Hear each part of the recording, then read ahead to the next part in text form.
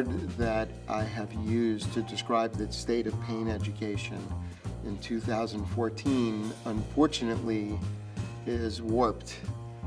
There's a lot of education that is being forced on healthcare providers today. A lot of it coming from government agencies, such as the FDA, with the opioid REMS, for example. And healthcare providers don't generally take well to those kinds of approaches.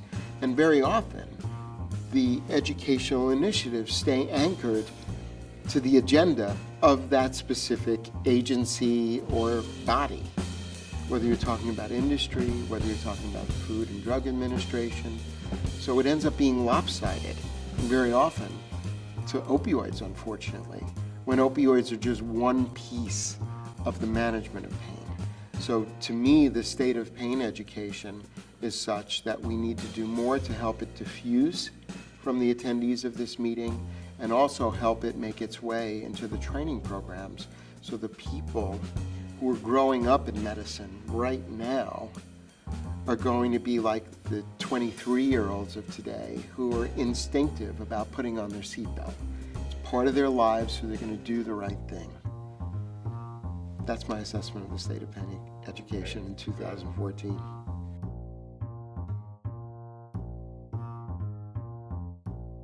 In the year 2000, Congress made the decision to designate the decade 2001 to 2010, the decade of pain control and research, to achieve a lot of things. Most importantly, to improve the infusion of education into healthcare providers, and also to foster research with respect to pain management, because it was becoming very clear that there was some disconnect going on. We were already on the other side of the opioid pendulum, for example, having swung all the way to responding to cries for undertreatment. And I think what Congress was doing is they were trying to make it better. Clearly, they were trying to do a bunch of different things, improve the documentation, improve resources to healthcare providers, but most importantly, improve education, and having that education lead to better research. This was in concert with pain being designated as the 5th vital sign, exactly coincidentally with this mandate of the decade of pain control and research. And unfortunately, when we were at the end of this decade and people took stock and looked backwards, what they resoundingly found was that we were worse off than we were before we entered that decade than when we started.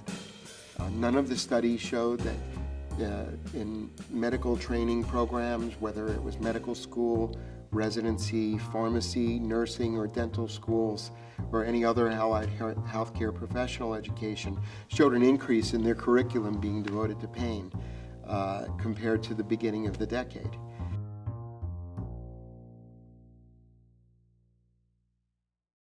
That's a really good question.